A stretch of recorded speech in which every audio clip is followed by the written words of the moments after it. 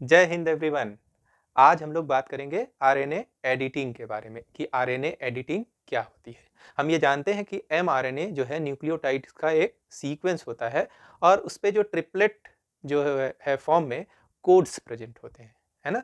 उन कोड्स को राइबोसोम पढ़ता है और उसके आधार पे अमाइनो एसिड को ज्वाइन करके एक प्रोटीन का निर्माण करता है, जिसे हम ट्रांसलेशन कहते हैं। ठीक है, लेकिन हमने पढ़ा है कि आइए पहले ये सोचते हैं कि आरएनए एडिटिंग आई कहाँ से, ये टर्म कहाँ से आया और ये है क्या।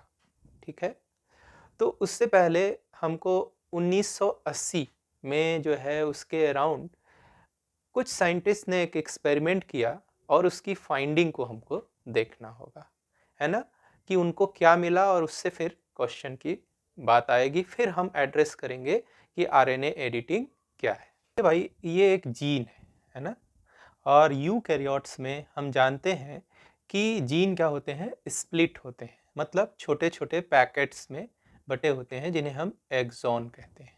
ठीक है, और उनके बीच में जो पोर्शन होता है उसे हम इंट्रॉन कहते हैं।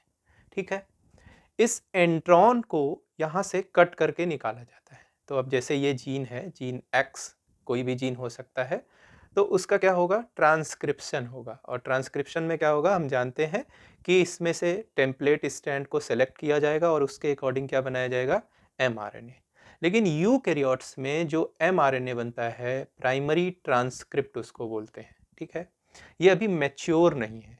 ठीक है, या इसी को हेट्रोजीनियस आरएनए भी बोलते हैं, एचएनआरएनए। ठीक है, हेट्रोजीनियस क्यों है भाई, इसमें ये इंट्रॉन का भी पोर्शन है और ये एक्सॉन का ही पोर्शन है। ठीक है, इसको लेके आप ट्रांसलेशन नहीं करा सकते, किसी प्रोटीन का फॉर्मेशन नहीं करा सकते।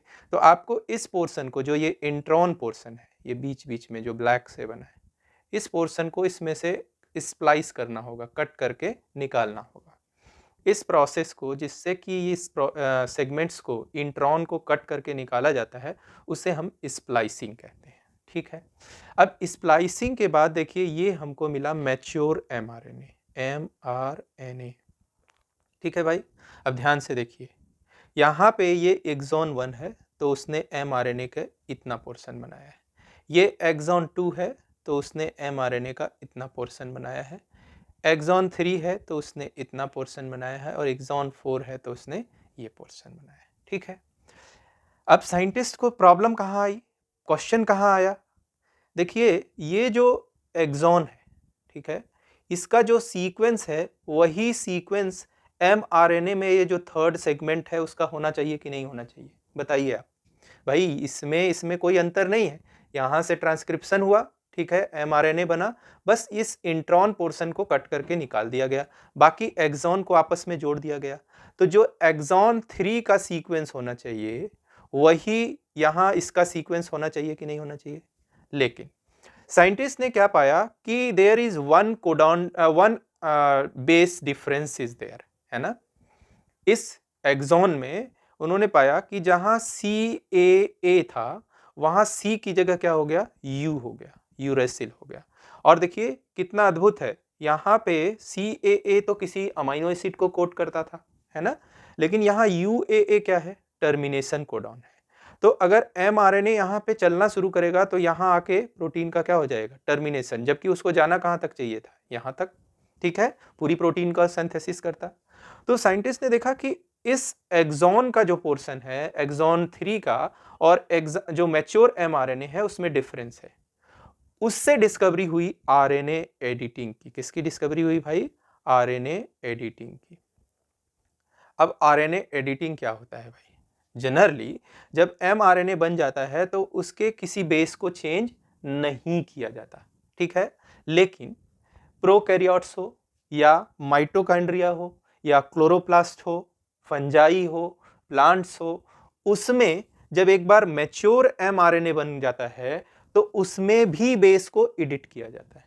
ठीक है, इस बेस एडिटिंग का जो प्रोसेस है, देखिए भाई अब तक आप ये समझ चुके हैं कि जो एमआरएनए का हमको मैच्योर सीक्वेंस मिल रहा है उसमें बेस को चेंज किया जा रहा है।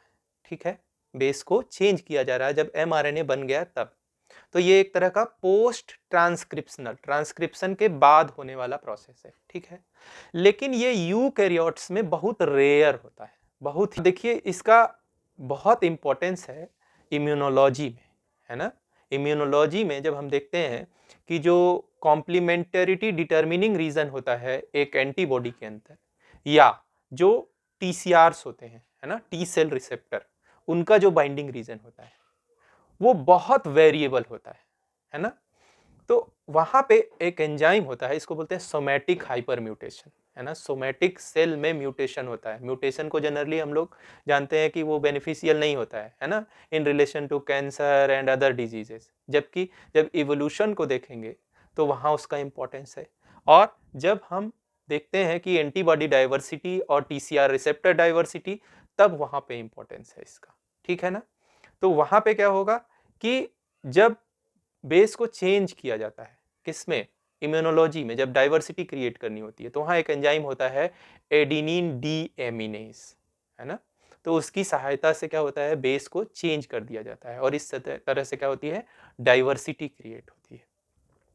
यहां जो हमने उदाहरण लिया है वो है एक लिपोप्रोटीन का। लिपोप्रोटीन्स क्या होते हैं भाई, आपने गुड लिपिड और बैड लिपिड सुना होगा, ठीक है, एलडीएल और एचडीएल। तो एलडीएल का जो ट्रांसपोर्ट हो रहा है उसके साथ कुछ प्रोटीन्स एसोसिएटेड होती हैं जिन्हें हम कहते हैं एपोप्रोटीन्स। क्या कहते हैं भाई, एपीओ, एपोप्रोटीन्स। तो यहां देखिए एक ही जीन है ना, एक ही जीन है, वो किस तरह से दो प्रोडक्ट बनाता है आरएनए एडिटिंग के द्वारा। तो ये कौन है, एपो बी, ये जीन है ना। और ये जो ब्लैक ब्लैक लाइन दिखाई गई है, ये ब्लू लाइन क्या दिखा रही है भाई, डीएनए। ये बीच में हमने डिसकंटिन्यूअस बना दिया है क्योंकि ये बहुत बड़ा सा जीन है। और जैसा कि हम लोगों ने देखा कि इसमें एक्सॉन एंट्रॉन होते हैं, यूकैरियोट्स में जितने भी जीन होते हैं वो स्प्लिट जीन होते हैं। तो उसमें क्या होगा, ये जो ब्लैक लाइन्स दिखाई गई है ये क्या है, एक्सॉन के पोर्शन है, जबकि बीच बीच में जो ये डीएनए है वो क्या है, इंट्रॉनिक पोर्शन है। अब देखिए ये जो 26th एक्सॉन होता है, एपो बी जीन का जो 26th एक्सॉन है, उसमें देखिए क्या चेंजेस हो रहा है। यहाँ देखिए ये लीवर सेल है और ये इंटेस्टाइन सेल है। इसमें देखिए एक प्रोटीन बनती है एपो 48, जो किस जीन से बन रही है भाई, एपो बी जीन से। जबकि इसमें लीवर में ये एपो बी प्रोटीन बन रही है जिसका कि मॉलिक्यूलर वेट इससे ज्यादा है। अब ऐसा कैसे होगा, एक तो कंडीशन हो सकती है कि इसमें से कोई एक्सॉन मिसिंग हो जाए, लेकिन साइंटिस्ट ने क्या देखा कि दोनों जो एमआरएनए बने, ठीक है, चाहे वो लीवर के केस में बने हो या इंटेस्टाइन के केस में, जो एपो बी जीन के एमआरएनए बने, दोनों की साइज क्या है भाई, सेम है। जब साइज सेम है तो प्रोटीन का मॉलिक्यूलर वेट भी बराबर होना चाहिए कि नहीं होना चाहिए।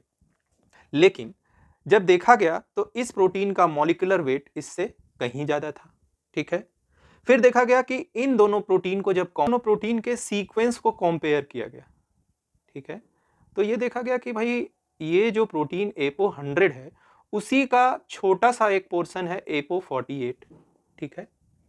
तो ऐसा कैसे हो सकता है, जब यहाँ कोई इस तरह की अल्टरनेटिव स्प्लाइसिंग नहीं हो रही है, तो ऐसा कैसे हो सकता है कि मैसेंजर आरएनए सेम है और ये प्रोटीन छोटी बन रही है और ये प्रोटीन बड़ी बन रही है। तो देखिए क्या हुआ यहाँ पे जो ये 26th कोडॉन था, वहाँ 26th एक्सॉन था, उसमें एक कोडॉन था CAA। कौन सा कोडॉन था भाई, CAA।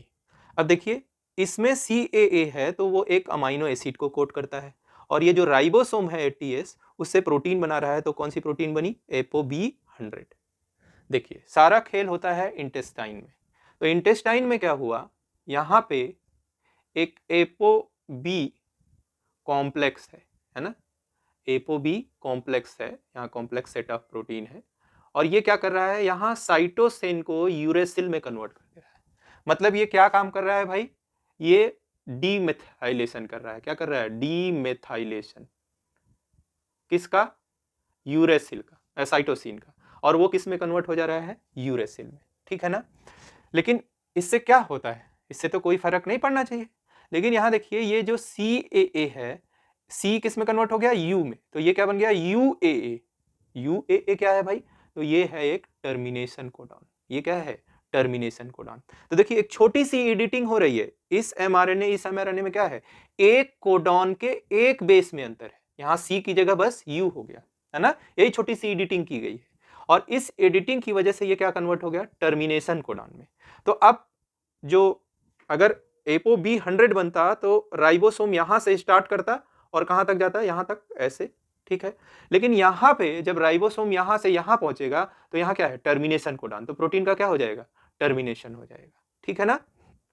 तो इस तरह से यहां पे स्मॉलर प्रोटीन का फॉर्मेशन हो रहा है जबकि यहां पे लार्जर प्रोटीन का फॉर्मेशन हो रहा है, ठीक है। तो ये जो एपोबी प्रोटीन, लीवर में एपोबी 100 बन रही है और इंटेस्टाइन में एपोबी 48, तो इसका किसमें रोल है भाई, एलडीएल में, है ना, लो डेंसिटी लिपोप्रोटीन, इसको गुड लिपिड भी बोलते हैं, है ना। तो इसमें ये प्रोटीन इन्वॉल्व है और इसका काम क्या है, डिफरेंट डिफरेंट सेल्स को लिपिड डिलीवरी करना, ठीक है ना। तो यहाँ पे देखिए ये बहुत अच्छा एग्जाम्पल है यूकैरियोट्स में, स्पेशली ह्यूमन में देखिए कि एक जीन है जिसका कोई अल्टरनेटिव स्प्लाइसिंग नहीं हो रहा है, एमआरएनए की साइज सेम है लेकिन प्रोटीन की साइज डिफरेंट हो रही है। तो प्रोटीन की साइज क्यों डिफरेंट हो रही है भाई, आरएनए एडिटिंग की वजह से,